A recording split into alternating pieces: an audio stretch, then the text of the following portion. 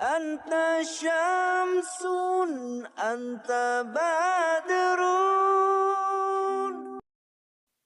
Ya Nabi salam alaika, ya Rasul salam alaika, ya Habib salam alaika, salawatullah alaika. Ei dulur baraya, manusia makhluk nu mulya, urang geus hadir ka dunya, tadina eueuh jadi aya. Urang kadunya digelar, dibere tugas sing sadar, lain ngan saukur dahar, diuk sila barina ngunjar. Kunaon urang teu eling, fasilitas pasing-pasing, gumantung tugas masing-masing. Kunaon urang kalah cicing, urang ku Gusti dicipta, pikeun bakti masing nyata. Urang ti mimiti beunta, malah ngumpul-ngumpul harta. Lamun ngaku ka Pangeran, nu masihan kanikmatan, naha ngaku nang sorangan, cenah nang kesang sorangan. Sagala nikmat dibikeun, rejeki nu diparinkeun, ulah disalahgunakeun, akhir bakal ditanyakeun. Dibere awak nu sehat, ti Allah eta amanat, coba dipake maslahat, teu saukur ngumbar syahwat.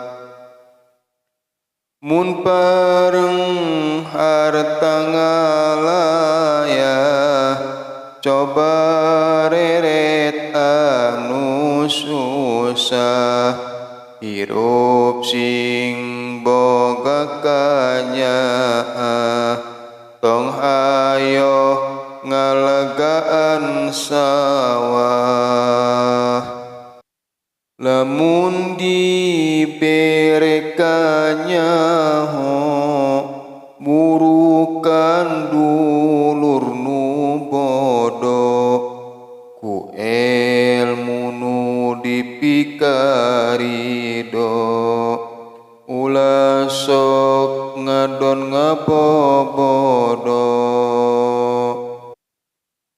Ngakumah kabeh ge dulur, saagama kabeh dulur, horengan basa ngalantur, da bukti nama henteu akur.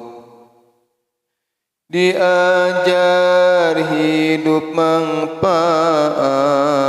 nyieun andil di masyarakat, ulah sok teu aya jengkat, kos kadalna susukan saat,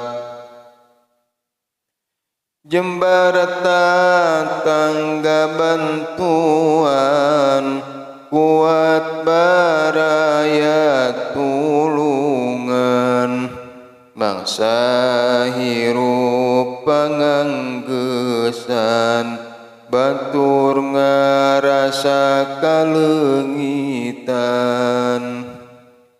ngakuna mah jalma soleh, jang sorangan daek sote, kanu sejen mah teu noleh, hirup teu beda tinu pae. Komo mun hirup kawas langgir, mun ngomong tara dipikir, aya urang batur nyingkir, rasa rempan jeung khawatir. Nu akhirna batur nyingkah, padeukeut tara meureunah, da basana ngandung perah, matak ngaraheutan manah. Pas urang ka alam barzah, tos almarhum almarhumah, tatangga ngarasa bunga, hirup kalah nyieun susah.